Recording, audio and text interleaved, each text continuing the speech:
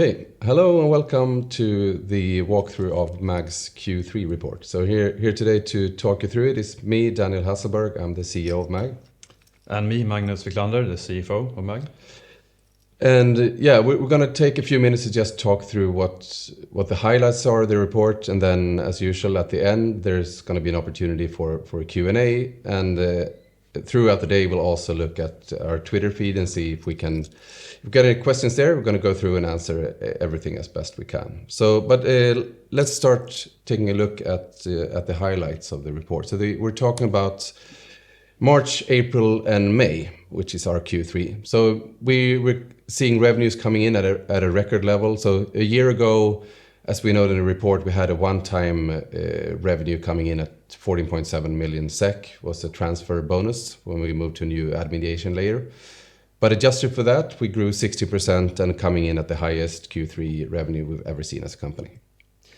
Yeah, and we will see how higher profitability margins come back after a period with higher user acquisition levels. Good, so starting off with our audience KPIs, our DAU is coming in down from last year, but it's flat or stable on a sequential basis, which is important. We will have a look at that in the next page in more detail. And our ARPDAU is up by 22% on the back of user acquisition, and both DAU and ARPDAU is strongly connected to our fewer but higher quality users coming in from the user acquisition activities. Notably, our in-app sales is up by 37% and affecting ARPDAU mostly. And UA is slightly down to 19 million, and again we will have a look at the sequential effect here, which is important to understand where we're heading. Yeah, let's check that out first in terms of the DAUs. So here we see that it's basically been around 1.3 million daily active players for the last 4 quarters. So it looks like a pretty stable situation. Here we also map out the ARPDAU in the same picture, so you can basically see what is driving the revenue development of the business. It's the improvement we see in ARPDAU. Also, since there are effects like the Swedish krona is going a bit up and down, but ARPDAU we always measure that in US dollars, so this kind of a more constant in a way. So this is really showing the ARPDAU is going up across our portfolio, and as you mentioned, a lot of it's driven by user acquisition, having these kind of hitting these high value players that have a bigger propensity to spend in the games. But a stable DAU situation and improved ARPDAU, that's the short version of this slide. And a closer look at our financial KPIs, as always. We have a boost from user acquisition in both adjusted net sales and ARPDAU, with sales up 16% and ARPDAU again up 22%.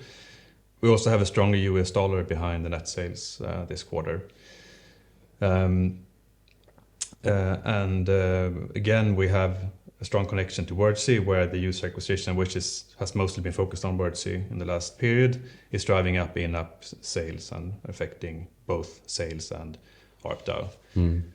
And contribution, as always, defined by our net sales minus platform fees to Apple and Google and minus our user acquisition costs, is coming in at a historically high 57 million, leaving a strong EBIT and cash generation behind. And we're ending our quarter with 110 million SEK in cash, which is again good for future growth opportunities. Yep. Again, taking a sequential look here at the user acquisition. So this is, if you follow us for the last few quarters, you know we're talking about kind of an open window for growth opportunities, and that's what you see here. Like, so we basically make investment decisions on a daily basis when it comes to user acquisition. We're looking at what do our prediction models say about the results of last day's investments, and if it looks good, we double down. If it looks bad, we need to back down. And that basically drives these volumes. And so we had a few quarters with really great opportunities to invest in user acquisition. Q3, that's slowed down a bit, so we're now more close to the levels we had like a year ago.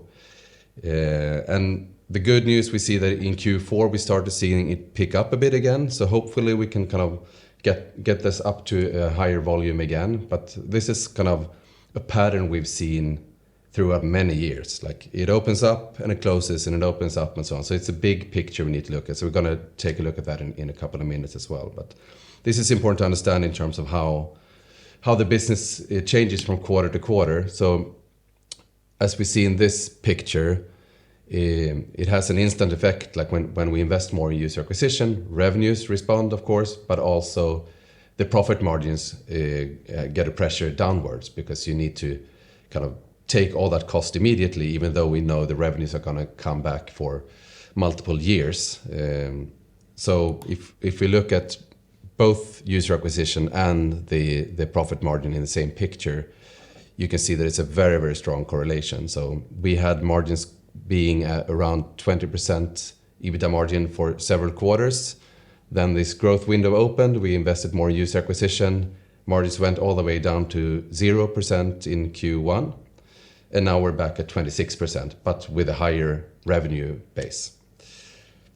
So this is important to understand. I mean, I think we can also mention the Medium blog that you wrote a few weeks ago. So like if you're really interested in understanding these dynamics, it's a good read. It's kind of long, but I think it's good. This dynamic is not complicated, but it's slightly counterintuitive. So I think it's worth kind of looking into to understand kind of why revenues and profitability move the way it does. Okay. Yeah, in our product mix slide on the right-hand side, we have our live ops games and our other catalog games. Live ops, that's our higher revenue, long tail, flat and stable games with high profitability and run by a relatively small and efficient team. And we're turning around roughly 100 million SEK per year on a stable basis from that part of the portfolio. Yep. And then on the left side, we basically have, like, that's where we expect future growth to come from. We have bigger teams. We invest in user acquisition more on those games. So in particular, Wordsea, when it comes to user acquisition driven growth in the last year. So what we see here, if you compare to just the previous quarter sequentially again, with the revenues are down a bit in the growth segment. And this is because we slow down user acquisition investments. And then you get this dynamic, like revenues will adjust down a bit. So that's what happened in that segment. Also a lot of interesting product development going on. So we mentioned that partly in the report as well, with a new progression system that we're testing in Wordsea that looks really exciting. So we run quite big A/B tests there, and it looks really good. Also in Tile Mansion, we've seen some product development that strengthens retention, which is the most important thing for us in terms of building a good kind of long-term business. Also in the new games part, we now have 2 games that we kind of refer to as soft launch candidates internally. So these are games where kind of the game is well defined. We have a team in place that will be able to build the soft launch version of the game. And the early metrics look promising. So we're continuing the process here. So kind of slightly more advanced than we talked about this previously. And we hope like in the next few months, we get it to a place where we can really see those metrics materialize that we hope for. So that's very exciting. And always a good reminder of like what's driving MAG's business. So these are our 3 engines for creating growth. So the first one is this building new games, trying to expand the portfolio, and also look at kind of now with this kind of strong cash position as well, looking at M&A opportunities combined with trying to develop new games. Yeah, and fairly obvious after a period of higher spend, UA is a key growth factor for a company like MAG. Mm-hmm. So UA will continue to be part of that going forward. And then, of course, the improvement of lifetime value across all the games that are already live, these kind of 1.3 million daily active players, anything we can do to make their experience better and increase the propensity of them to kind of watch ads or spend money in the games and so on is hugely profitable because they're already here.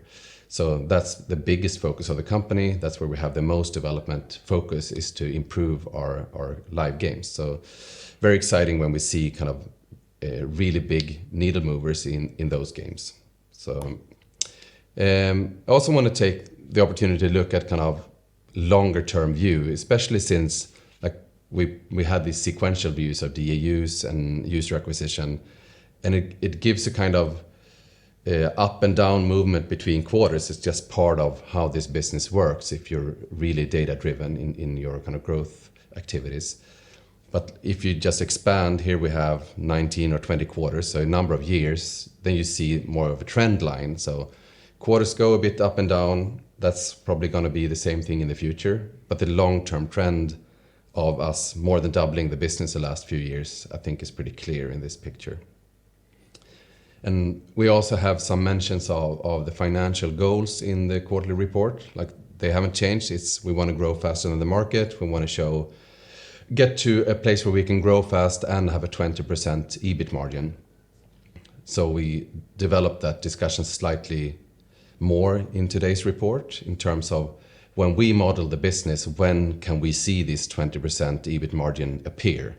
So roughly 125 million per quarter in revenues. That's when we see the 20% margin become reality. So, and it of course depends that we continue with the same kind of profitability profile on user acquisition and so on. That's how we model this. So we have a bit of growth to do, but if we can continue this 4-year trend for a little while more, we can definitely see this become a pretty exciting reality.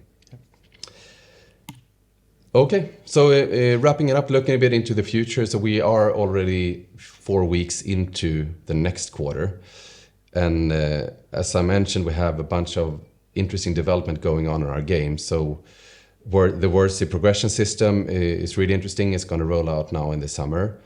And QuizDuel is also adding a new progression system that's also coming live very shortly, as well as the most kind of appreciated event in the game called Question Streak is now being permanented into a league system. So you can basically play this all the time and progress into different leagues and so on. We think this is going to be super appreciated by the players, and we know that it also has a good effect on kind of product KPIs. So that's really exciting to see. Yeah, and we continue to look forward to strong margins at the current run rates of business and UA going forward. Yeah, and then finally the new games, of course. I think both we internally and people externally are really interested in like what's going on with the new games, when can we see them going to soft launch, and that's, as we've seen with Wordsy and new QuizDuel, when we get a new game out, it can have a really huge impact on multiple years into the future. So of course this is really important to us, and we're very, very excited to see kind of these games develop. So over the next few months, we'll learn much more about how strong are these products. We will see the metrics we need to go further and so on. Okie doke. So I think this kind of takes us to the end of the actual report, and we'll check for some questions now, and then also, as I mentioned, throughout the day, answer more questions if there are any. So we're going to pull up on the computer here a few questions. Okay. So we have, first of all, a few questions, I think, best answered by you, Magnus. Exactly. We can maybe pull off question 1 and 2 here in one. First, relating to both our comment on the external cost being positively affected by a rent discount for office rent, and connected to it the leasing debt, which is down year over year.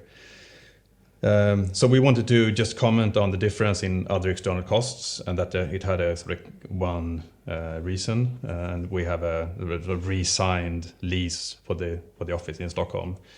And in the beginning of that lease contract, we have a discount that affects our sort of running costs for a few months. So we have this quarter, and we have 1 month in the next quarter being affected by that sort of discount, and it will show up again a little bit in the next quarter. We just wanted to make clear that was the effect year over year. Yeah. So it's basically a negotiation we had end of last year before the renewal of this contract. Exactly.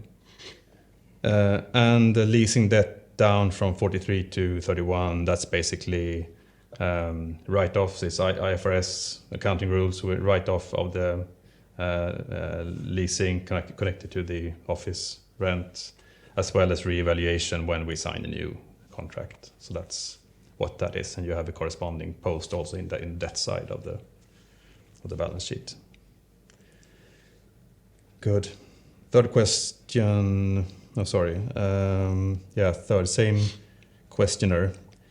How have you invested a large cash balance. What is a reasonable level of revenue on this going forward? I guess return. So the cash balance is in the bank, not invested per se. It's in Swedish kroner and US dollar with an interest on that as expected. So slightly higher on the US dollar and expected levels on the Swedish kroner part of it. So is it something we can quantify, or like what's reasonable return on this position? So it's a few percentage point, I guess. It's a few. It's I mean, it follows the interest rate we have. So around 3% on the Swedish and 1 or 2% more on the US dollar part. So a few million a year. Okay. At what point do you see growth returning to the general mobile gaming market? Okay. So I think like a lot of the shrinking of the mobile games market that you saw in 2022 was also related to the increase of the kind of COVID bump in 2020, 2021. So kind of a longer term adjustment, you see that it's a bit of returning to the mean, I think. But it's not growing as quickly as it did 5-6 years ago. So I'm not sure we're going to see those kind of growth numbers again, because it's been partly the distribution of smartphones across the world. It's also been kind of the maturing of kind of e-commerce, like people's comfort with making purchases on mobile. That's going up, but like slower than the rollout of smartphones to the world during the last decade. We don't see ourselves as restricted at all by the market size, given that like the games market is like $150-200 billion and the mobile games market is more than 100 billion. So it's more we want to grow in our segments of these casual gamers, and it's much more about being efficient in user acquisitions with the kind of ad creatives and how we can bid and what's the lifetime value of our products compared to the other products that are being promoted to the audience. So I don't think that's has a huge impact on us if the games market grows by 2 or 10%. But it's an interesting question in general, I guess. But I think of the games market as much more mature now than 5-6 years ago, and it's not a quickly growing market anytime soon, as I think. Would management be open to selling the company? So that's a pretty big question. I'm definitely not interested in selling a single share of the company at this price. So that's not a discussion that we're having. We really want to get to our financial goals with a 20% EBIT margin and grow into a radically bigger size as a company, and hope that the market will recognize what we're doing. So that's where our focus is. Okay. How sustainable is the long-term value creation of MAG if MAUs and DUs keep declining at such pace? So I think this is a really, really important question. We, like every other report or so, we've addressed this in terms of why are DU declining. So it's basically like when you invest in marketing, say you invest $1,000 and you get 1,000 new players, or you invest $1,000 and get 100 new players, it's going to have a huge impact over time on your daily active users. But if those players generate a lifetime value of $15 or $1.50, it's still not going to impact the business overall. So we've discussed how relevant DAUs are as a measure when the user acquisition climate is shifting so dramatically as it's done the last 5 years. I talked to someone else recently about this. It's basically say that you're selling X number of Skodas every year, and then all of a sudden you start selling Porsches instead. The number of cars is not really relevant when you have shifted to a partly different segment. And I think that's a fairly good metaphor for what's going on in the user acquisition market. You're going from one segment to a more premium segment. Then you're going to have fewer customers, but they also provide more value. So yeah, I don't think, like, maybe if one of our games take off in a kind of a second tier market, so to speak, so where everything is lower priced, lower LTVs but lower CPIs, you're going to see the DUs go up quite dramatically. but we're only going to do that if we can see that that's a profitable way of growing the business. So DAUs as such is not a target, and there's no, like, I'd say the only problem if DAU become too small is for a multiplayer game, if matchmaking starts kind of deteriorating because you don't have critical mass of players, and we're way above those numbers. So this is not a concern to me, but I can see the optics are a bit weird when you see DAUs going down, but I'd say no need to worry about that. Okay. You mentioned potential for acquisition in your report today. What kind of company, game category would be a good fit for you? So this is something I think it's good to try to find new, if you look at kind of like in financial terms, you talk about M&A targets, but this is more finding partners to work with. So I think it's a lot about people who make games for this similar audience. You can have a good understanding of how good is this company at making games, how good are their products. We can have a good understanding, like benchmarking metrics, and also finding people you want to work with for a long period of time, because you can do a lot of M&A that's not going to be great for you in a short while when you realize you don't work together very well. So we're kind of thoughtful here in terms of finding people we really want to work with, as well as games we feel we have a good understanding of. So I think fairly small, profitable studios making casual games, and we talk about that for practical reasons, probably within 6 time zones, west or east, so you can work together a few hours every day. But it's still a pretty broad lens we look through. There's a lot of studios that do casual games, and it's a lot of really great founding teams around the world. Okay, how will you be able to reach your goal of 20% EBIT margin? So I think, this is a combination of things. It's doing user acquisition the way we do right now, having very strict requirements on profitability profiles. Again, kind of going to the article you posted, like you need to have a certain payback time to get to a sustainable profitability. Then it's of course also kind of cost control. You can't grow your fixed costs at a high pace. You're never going to catch up. No. So I think what we see, this year compared to a year ago, our cost in terms of staff and so on is basically completely flat, but the top line is 16% higher. So like we need to continue that trend to be efficient. And a great thing with mobile games is that like if we have twice as many players playing, we don't need to have twice as many people being in the game. There's very weak correlation between that. So I think we have people we need to build new games, and we have a great kind of user acquisition team and good tools. So we don't need to grow the cost side a lot. So I think that's how we get there. Okay. Have layoffs ever been upon discussion to achieve a more efficient and lean organization? No. So that's again, like we've been building this organization very thoughtfully. So we don't overhire to see maybe in the future something amazing is going to happen, and then we get value from these people who work here. We only hire people when we do have a need for that kind of thing to be made in the company, no matter what the function is. And the business has never been bigger than it is right now, and we have new games in development. So we definitely have a good need for everyone who works here. So we'd not look to cut down. And I think, again, if you look to the 4-year graph that we shown a few minutes ago, we're on a trajectory to do something really great here. So we don't have a problem to fix. We need to do more of what we've already been doing and continue this path. That's when we get to the 20% EBIT margin. Okay, what would speak against potential obstacles to reach 125 million SEK in quarterly turnover in the future? Yeah, what do you say? I guess the UA climate is a huge part here. Could be, yeah. But it goes back to what you said a minute ago. Again, we're going to continue to do what we do, and we focus on our growth pillars that we have and deliver on one or more of those. So I said obstacles is like the inability to invest in user acquisition would hold us back. And that in turn is both how's competition developing, but mainly what we can impact here as a company is that we need to continuously improve the games we have live so they are competitive in the market.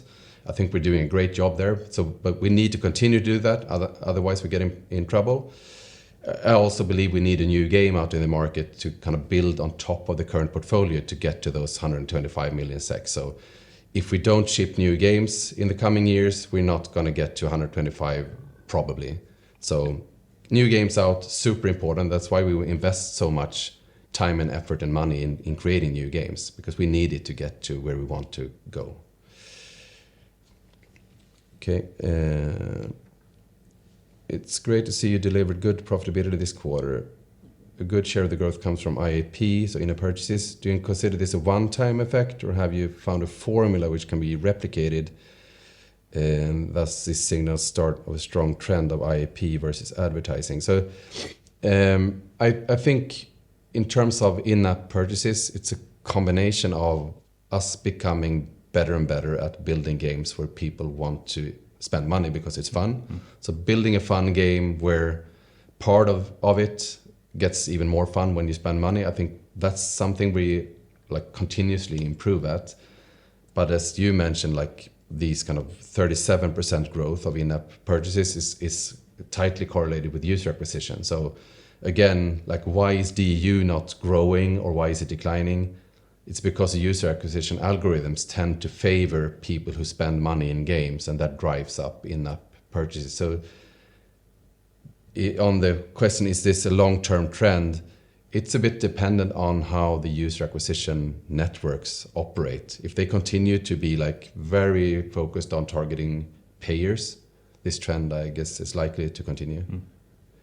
There is another discussion out there that's like goes in waves in terms of how much will the Apple and Google tax decline over time. So of course they now take 30% of those in-app revenues. So we would really appreciate if that goes down to 20 or 15, or someone argued last week for 5. It's like they don't have that much value to add nowadays compared to 5-6 years ago. So it's more of a just you download games from that platform, and I don't think it's reasonable to charge 30% anymore, but we'll see how that develops. Okay, we got a lot of questions this time, so I think we're running out of time for this stream, but we'll get back to everything we couldn't address right now on Twitter throughout the day. So thank you so much for watching and asking a lot of really good questions. Yeah, thank you.